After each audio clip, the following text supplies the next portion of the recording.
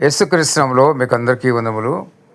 మనమందరం కూడా అంత్య దినాల్లో ఉన్నామని ప్రతి ఒక్కరు జ్ఞాపకం చేసుకోండి. అంత్య దినాల్లో మరి ఏ సూచనలు జరగలు అన్నీ కూడా జరిగిపోతున్నాయి. ఇంకా ఎక్కువ ఏమి లేవు. ప్రతి ఒక్కరు జ్ఞాపకం చేసుకోండి. మొదటగా మీరందరూ కూడా ఆత్మలో సిద్ధంగా ఉండండి.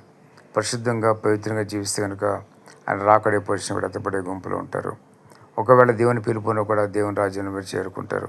యుగ యుగములు దేవునితో జీవిస్తారు. లేని ఎడల మరి నిత్యము నరకాగ్నిలో ఉండవలసిందే.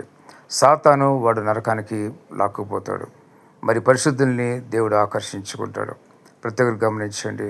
పరిశుద్ధ పట్టణంలో ఉండాలంటే కనుక ఎప్పుడు కూడా మీరు పరిశుద్ధులై ఉండాలి. ప్రతి క్షణం కూడా మీరు పరిశుద్ధత కలిగి ఉండాలి.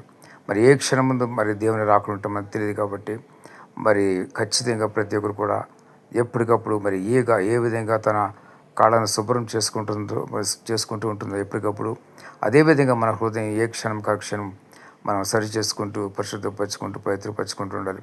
పవిత్రపరచుకోవటం మన వల్ల కాదు, కానీ దేవుని సహాయం కోరుతూ ఉండాలి. ప్రతి క్షణం కూడా మీరు శోధన జయించలేకపోతుంటే కనుక ఈ శోధన జయించే శక్తి దయచేయని మీరు ప్రార్థన చేయండి. ప్రతిదినం మీరు ఉదయం లేచినప్పుడు మొదటగా చేయవలసిన ప్రార్థన ఏంటంటే ఆ దినమంతా శోధన జయించడానికి శక్తి కావాలని ప్రార్థన చేయండి. ఖచ్చితంగా దేవుడు శోధన జయించే శక్తి మీకు అనుగ్రహిస్తాడు. కావాల్సిన గొప్ప ఓర్పున సహనం కూడా దేవుడు మీకు అనుగ్రహిస్తాడు. కాబట్టి ప్రతి ఒక్కరు ఆత్మలో సిద్ధంగా ఉండి మీరు ముందుకి సాగండి. దేవునిలో మీరు ముందుకు సాగండి. దేవునితో మీరు జీవించండి. ఆయన మీ వెంట ఎప్పుడు కూడా ఉంటాడు. మీరు ఆయన కోరుకున్న కొలది మీ వెంటే ఉంటాడు.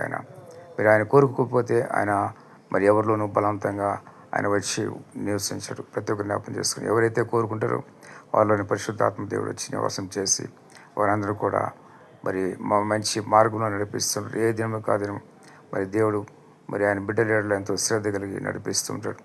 ఆయన కృప చూపిస్తూ ఉంటాడు. దేవుడి మాటలు మీకు అందరూ దీవించి ఆశీర్వదించును గాక. ఆమేన్.